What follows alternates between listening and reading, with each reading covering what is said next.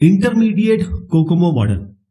Intermediate COCOMO model में अब आप देखिए, जो कोकोमो मॉडल है उसी तरीके का ये एक्सप्रेशन है बेसिक वाला, लेकिन यहां पर एक एक्स्ट्रा चीज जोड़ दी गई है, वो है एडजस्टमेंट फैक्टर।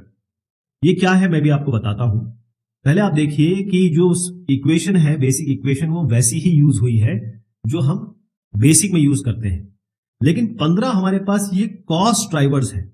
इसको हमने वेरी लो से लेकर वेरी हाई तक एक तरीके से नंबर दे रखे हैं।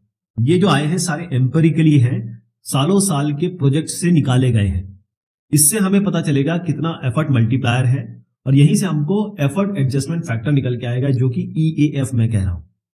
यानी आपने बना तो दिया, साथ में अगर किस चीज के लिए कितना एफर्ट लगना है वो लगाना है। जैसे मैं आपको बताता हूं, अगर आपके क्वेश्चन में या फिर आपके प्रॉब्लम में है कि मुझे रिलायबिलिटी चाहिए, और रिलायबिलिटी क्लियर आपके जो स्पेसिफिकेशन स्कोप में लिखा हुआ है कि रिलायबिलिटी मुझे वेरी हाई चाहिए, तो आप 1.40 लेंगे। क्या लेंगे? 1.40। इसी तरीके से हर एक चीज का एक जो नंबर है वो वेरी लो से लेकर वेरी हाई, सबसे कम से लेकर कम, ज्यादा से ज्यादा है वो आप लेंगे। इसके EF के अलावा जो मॉडल पैरामीटर है A, वो थोड़ा सा इसमें स्लाइटली चेंज है। इंटरमीडिएट कोकोमो मॉडल में जो बेसिक मॉडल है उससे नंबर हल्का सा चेंज है। B जो है बिल्कुल सेम रखा गया है। B जो पैरामीटर है बिल्कुल सेम है। तो मैं आपको जरा बैकग्राउंड ले जाता हूं और आपको इक्वेशन दिखा देता हूं। ये आपकी एफर्ट की इक्वेशन है बेसिक कोकोमो मॉडल की, और ये टाइम ऑफ डेवलपमेंट है। यहां पर A और A1 A2 ये थोड़ी वैल्यू जरा चेंज हुई है। A की वैल्यू चेंज हुई है, B की सेम रखी गई है। अब हम आते हैं अपने एक्चुअल क्वेश्चन पे। क्वेश्चन से आपको बहुत अच्छे से समझ में आ जाएगा कि हम क्या करना चाहते हैं। देखिए, क्वेश्चन है database system office automation project है। ये प्रोजेक्ट को बताया गया है कि ऑर्गेनिक है, वैल्यू भी क्लियर दे दी गई है। A इसमें 3.2 है, B इसमें 1.05 है, और C इसका 0.38 है। 4 मॉड्यूल्स इसमें इंप्लीमेंट किए जाने हैं। 0.6 डेटा एंट्री, 0.6 KDSI है। KDSI क्या होता है? Kilo delivered source instruction.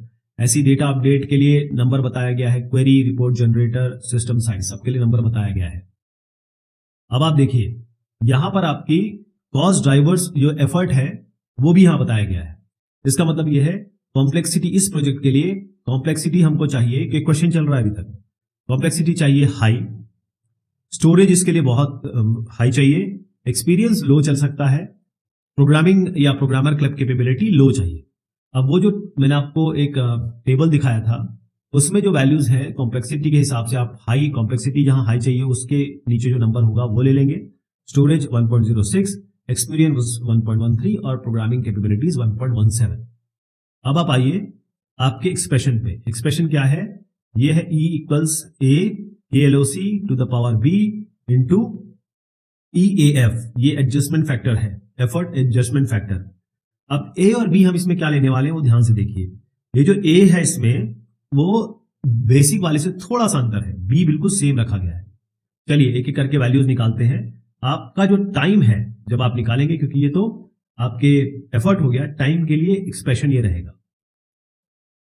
तो पहले हम आते हैं, अच्छा कई बार हम इसको एफर्ट को इस तरीके से कंप्यूट करते हैं, MMKKORR। कई जगह आप KLOC देखेंगे, कई जगह आप सीधा यहां पर एफर्ट लिखा दिखाई देंगे, कई बार आप MMKORR दिखाई देंगे। तो यहां पर हम क्या करने वाले हैं, देखिए सबसे पहला हमारे पास ये 1.5, 1.06, 1.13, 1.17 है। इन सबको लेंगे और आपस में मल्टीप्लाई करेंगे, ये हो गया। फिर यहां रखेंगे A, ये आपका क्या हो गया? EAF, effort adjustment factor.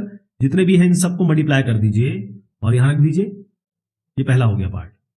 उसके बाद 3.2 तो खैर A आ ही रहा है, और KLOC कितनी है? Kilo line of code.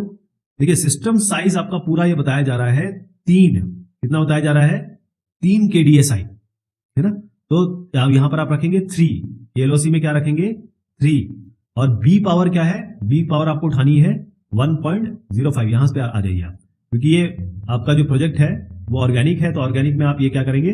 3.2 A की जगह रखेंगे, यहां पर आपका 1.05 B की जगह रखेंगे, और 3 कहां से आया है आपका? यहां से। ओके, तो ये हम कंप्यूट कर लेंगे। ये पूरी वैल्यू तो आपकी 1.61 आ जाएगी, 3.2 यहां है ही, 3 की पावर 1.05 आपका 3.17 आ जाएगा। इनका मल्टीप्लिकेशन करिए 16.33, ये आपका एफर्ट आ गया है। अब चलिए टाइम डेवलपमेंट पे जाते हैं। टाइम डेवलपमेंट में हम क्या करेंगे, क्योंकि ये ऑर्गेनिक है तो हम कौन सा यूज करेंगे, पहला वाला T इक्वल्स 2.5, एफर्ट हम ऑलरेडी निकाल चुके हैं, 16.33 को यहां रख दीजिए। तो फिर से मैं लिख देता हूं ताकि अंदाजा रहे आपको। यहां पर एफर्ट हम डालेंगे तो ये एफर्ट की पावर 0.38, इसकी जगह 6.33 डाल दीजिए, आपका 7.23, यानी कि थोड़ा सा 7 महीने से ऊपर, ये हमेशा महीने में आता है, ध्यान रखिएगा, ये पर्सन मंथ में आता है, तो 7 महीने से ऊपर आपको समय लगेगा। अब इसमें आता है कि कितने लोग आप हायर करेंगे। तो हायर करने के लिए आपको करना क्या है, कितने लोगों को आपको इस प्रोजेक्ट को कंप्लीट करने के लिए नौकरी देनी होगी।